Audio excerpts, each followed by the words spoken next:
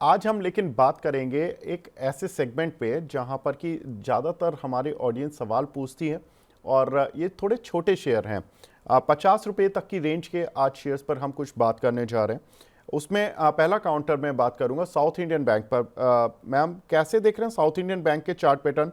अगर कोई medium to long term इस काउंटर पर इन्वेस्ट करना चाह रहा है, क्या कुछ लोग फंसे हुए भी हैं, तो क्या करना चाहिए उनको? देखिए, अगर आप फंसे हुए हैं यहाँ पे तो आपको बहुत ही टाइट स्टॉप लॉस में सजेस्ट करूंगी, और वो होगा 21 के ऊपर। 21 से 22 के बीच में आप कहीं पे भी एक स्टॉप लॉस लगा लीजिए। अगर ये लेवल होल्ड कर गया then you could be lucky, और ये काउंटर आगे जाके शायद 30 क्रॉस करे, ऐसे चांसेस बन सकते हैं over a medium to long term. लेकिन इन एनी केस अगर 21 से 22 के बीच का लेवल टूट गया तो आप और फंस सकते हैं। तो इन दैट केस बिल्कुल भी बने ना रहे और अपने पैसे को गलत चीज में लग के आइडल ना पड़े रहने दे महीनों तक, और निकल जाए अगर ये लेवल टूटता है तो, क्योंकि मार्केट में बेटर अपॉर्चुनिटीज एल्सवेयर है। जी। Ujjivan small finance bank ma'am, इस काउंटर पर भी काफ़ी कुछ चेंजेस हुए थे। 48 49 से काउंटर पिटते हुए 30 की रेंज पर पहुंच गया। अभी क्या करना चाहिए इस काउंटर पर? बहुत सारे लोग हैं जो कि 45 50 की रेंज में अभी भी फंसे हुए हैं, उनके लिए आपकी सलाह? देखिए, जो लोग 45-50 की रेंज में फंसे हुए उनके लिए जर्नी थोड़ी मुश्किल होने वाली है, क्योंकि आप 50, ये जो रिस्क रिवॉर्ड रेशियो का गेम है वो आपके अगेंस्ट चलता है एक रेट के बाद। जब तक आप 8 to 10% का लॉस करते हैं तो वो 11% के प्रॉफिट के साथ कवर अप करा जा सकता है, लेकिन अगर आप 50% माइनस हो गए तो जब तक 100% गेन नहीं आएगा तब तक आप न्यूट्रल में भी नहीं आएंगे।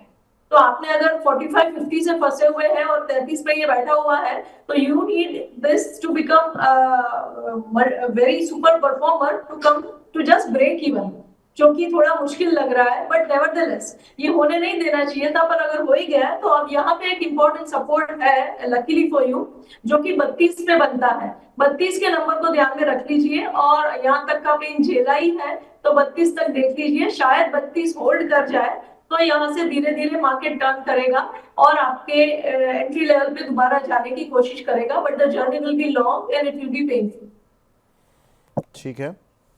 एक काउंटर मैम रिलायंस पावर, वैसे तो इस समूह के शेयर पर ज़्यादा कोई लोग बैट नहीं लगाना चाहते थे, लेकिन जब बैट लगी तो चूंकि ये काउंटर एक्सेप्शनली बहुत अच्छा चला है। 2-3 रुपए की रेंज से ये काउंटर अब 40 की रेंज पे पहुंच चुका है।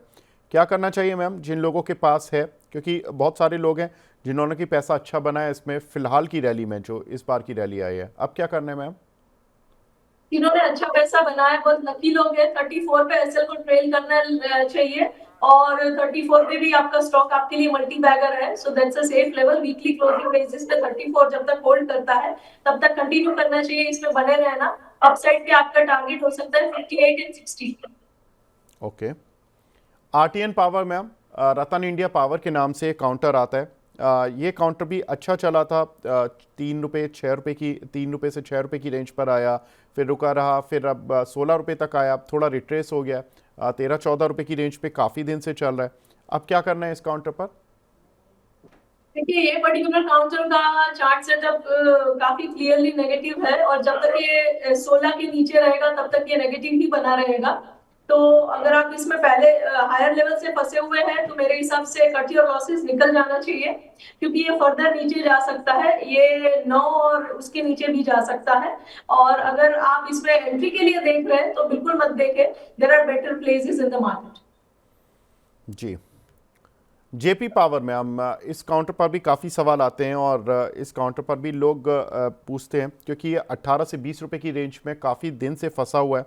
लेकिन अच्छी बात ये भी है कि मार्केट जितना वीक हुआ उस हिसाब से काउंटर रिलेटिवली अपनी रेंज को संभाल कर रखे रहा। ये इसकी अच्छी बात भी कही जा सकती है, लेकिन चल नहीं पाया, ये कुछ वीकनेस भी है। मैम कैसे देखें इसको? पॉजिटिव साइड देखें या नेगेटिव साइड देखें इस काउंटर की? देखिए, हायर टाइम फ्रेम चार्ट में ये रेजिस्टेंस पे बैठा हुआ है, और वही एक रीजन है कि ये मल्टीपल टाइम्स, मल्टीपल वीक्स और मंथ से जहां है वहां पे फंसा हुआ है। हायर टाइम फ्रेम के रेजिस्टेंस को टेक आउट करना भी इतना आसान नहीं होता, और वो बिल्कुल वहीं पे है जहां पे फिलहाल प्राइस बैठा हुआ है, समवेयर बिटवीन 18 एंड 20। तो ये 20 के ऊपर अगर निकलेगा तो ये बहुत अच्छी तरीके से पॉजिटिव बनेगा, लेकिन 20 के ऊपर निकलना is not going to be easy for this counter. और 20 के नीचे जब तक ये है तब तक ये रेंज बाउंड बना रहे ऐसा चांस है। और lower end of the range की तरफ अगर ये जाएगा तो हमें इसमें 17 के भाव भी देखने को मिल सकते हैं, क्योंकि रेंज बाउंड चीजें अपर एंड ऑफ द रेंज से lower end of the range तक जाती रहती है, ऑसिलेट करती रहती है। जी मैम, एक काउंटर है उदयपुर सीमेंट, इस काउंटर पर आपकी राय? इसमें कुछ मर्जर वगैरह की भी स्टोरी चल रही थी, लेकिन ये रेंज में फंस गया काउंटर, अभी क्या करना है इस काउंटर पर? देखिए, ये काउंटर में भी ट्रेंड नेगेटिव है, तो यहाँ पे लोग फंसे हुए हो सकते हैं। और मेरे हिसाब से यहाँ पे पॉजिटिविटी बनने का तब तक चांस नहीं है जब तक ये काउंटर 35 के ऊपर नहीं निकलेगा।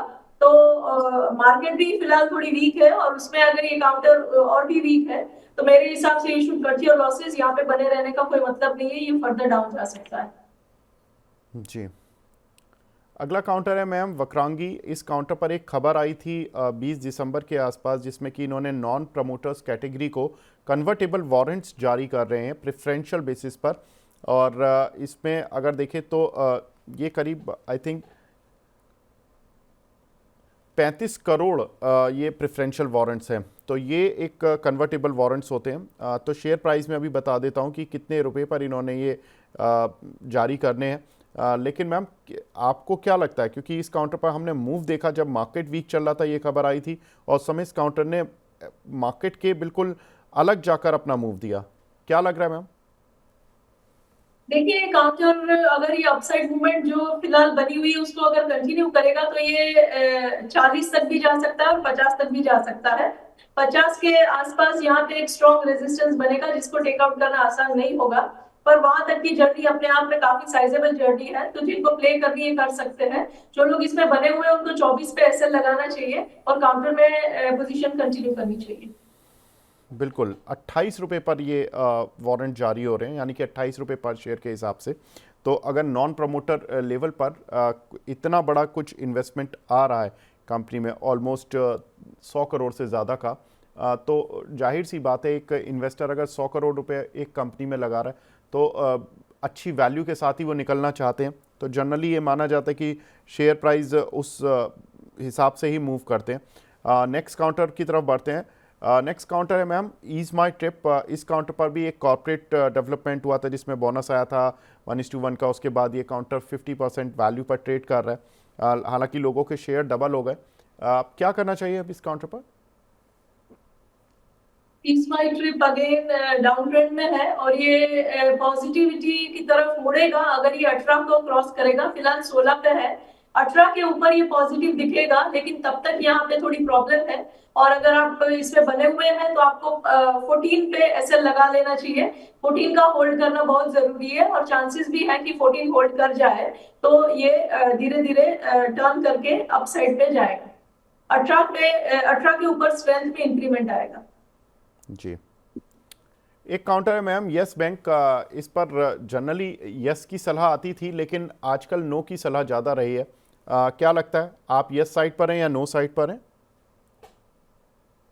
देखिए, ये काउंटर जो है ये मल्टी बैगर बन सकता है अगर ये चलने को शुरू हो जाए, लेकिन बात ये है कि वो कब चलना शुरू करेगा करेगा कि नहीं वो किसी को भी पता नहीं है। It needs a trigger, it needs a Tailwind, पीछे से कोई धक्का मारेगा तो एक मोमेंटम बन जाएगा। एक गुड न्यूज की जरूरत है, वो आएगा नहीं आएगा, कब आएगा, कहाँ से आएगा, वो हमें सरप्राइज एलिमेंट इसमें है। तो इसीलिए मेरी सलाह यही रहेगी कि अगर आप फंसे नहीं रहना चाहते लॉन्ग टर्म तक और आइडल मनी आपका पड़ा रहे, ऐसा अगर नहीं चाहते तो ऐसे स्टॉक्स ढूंढिए जिसमें ऑलरेडी स्विंग चालू हो चुका है। यहाँ पे होने के लिए हो सकता है शुरू, लेकिन कब होगा नहीं पता। ये काउंटर मल्टीपल मंथ्स और ईयर्स से फंसा हुआ है एंड यू नेवर नो आने वाले कितने टाइम तक इसी लेवल पे फंसा रहे, तो आपका पैसा भी फंसा रहेगा। जी, एक दो हमारे दर्शक भी हैं, वो भी पूछ रहे हैं। एक तो हिंदुस्तान कंस्ट्रक्शन पे वैसे तो मैं सवाल पूछ चुका हूँ DRX दीपक वाल्वी जी का, लेकिन 45 रुपये पर मैम इन्होंने लिए हैं। इसमें भी एक कॉर्पोरेट डेवलपमेंट हुआ था कि QIP लेकर आ रहे थे 43-44 रुपये के आसपास। उसके बाद ये उस समय ये 47-48 चल रहा था, अचानक से QIP की खबर आई, ये काउंटर टूट गया और अब तो 40 रुपये के पास आ गया। अभी क्या करना चाहिए इस काउंटर पर? देखिए, जो लोग ऑलरेडी इसमें है और फंसे हुए हैं, उनको अपना एक एसएल बना लेना चाहिए जो 35 पे होना चाहिए। 35 का लेवल मेरे हिसाब से होल्ड करेगा, और अगर कर जाएगा तो यहाँ पे लॉन्ग टर्म में शायद इनको प्रॉफिट मिलने के चांसेस है। सिर्फ लॉन्ग टर्म की बात कर रही हूँ। मीडियम टर्म में थोड़ा पेन झेलना पड़ सकता है, और कंसोलिडेशन के बाद अगर 35 होल्ड कर गया तो ये दोबारा अपने रीसेंट हाइस की तरफ जाता हुआ दिखेगा। ठीक है मैम, ये तो कुछ काउंटर हुए जो कि हमारे दर्शकों की रडार पर हैं, लेकिन आपकी रडार पर कौन से स्टॉक्स हैं? देखिए, मेरे हिसाब से जो शॉर्ट टर्म में नजर रखी जा सकती है उनमें एक काउंटर है इंडिगो। इंडिगो का स्टॉक आज अच्छे से परफॉर्म करा हुआ है, और मेरे हिसाब से यहाँ पे आगे भी परफॉर्मेंस बढ़िया रहने के चांसेस है। फिलहाल 4600 के करीब है, पुल बैक भी आया हुआ है। ये काउंटर 4700 एंड 4800 की तरफ जाने के लिए रेडी है। तो every dip is a buy over here, और डिप पे ही बाई करे तो आपका रिस्क रिवॉर्ड रेशियो बेटर रहेगा। जब तक ये 4450 के ऊपर बना रहेगा काउंटर, तब तक 4700 एंड 4800 के टारगेट्स रहेंगे इस पे। और दूसरा जो काउंटर रहेगा मेरी तरफ से, that will be lupin. Lupin में भी एक अच्छी मूवमेंट बनी हुई है, और मेरे हिसाब से यहाँ पे आगे भी कंटिन्यूटी होनी चाहिए अच्छी मूवमेंट की। तो लूपिन पे भी नजर रखनी चाहिए। ये काउंटर मेरे हिसाब से जब तक 2150 होल्ड करेगा क्लोजिंग बेसिस पे, तो यहाँ पे चांसेस है कि आपको ऊपर की साइड पे 2200 और 2200 प्लस के टारगेट्स देखने को मिले। 2200 से अभी फिलहाल काफी क्लोज पहुंच चुका है, तो आप 2250 का और 2300 का भी टारगेट इसमें लगा सकते हैं, लेकिन डिप पे बाइंग करिएगा इन दैट केस। बिल्कुल, तो दो दिग्गज काउंटर, ल्यूपिन यहाँ पर 2184 रुपये चल रहा है, तो यहाँ पर 2200 का टारगेट है, तो करीब 16 रुपये का अपसाइड। और इंडिगो 4608 पर चल रहा है, तो यहाँ पर एक अच्छा खासा अपसाइड 4700 रुपये का टारगेट इस काउंटर पर देखने के लिए मिलेगा। तो रचना जी की तरफ से ये दो स्पेशल कॉल जो उन्होंने हमारे दर्शकों के साथ शेयर किए हैं। रचना मैम, कोई डिस्क्लोजर देना चाहेंगे आप? जिनमें से कोई कॉल मेरे क्लाइंट्स के पास भी हो सकती है, हमारी रिसर्च सर्विसेज वगैरह है, तो हमारे क्लाइंट्स को हमने इनमें से कोई कॉल दिया हो सकता है, ऑप्शंस में भी और फ्यूचर्स में भी। और हमारे पास भी किसी कॉल में पोजीशन हो सकती है, हमने बहुत सारे नाम डिस्कस किए। So take it with that caution. Sure. Thank you very much ma'am हमसे जुड़ने के लिए और अपना प्रीशियस टाइम देने के लिए, and wish you very happy merry Christmas ma'am. Thank you ma'am.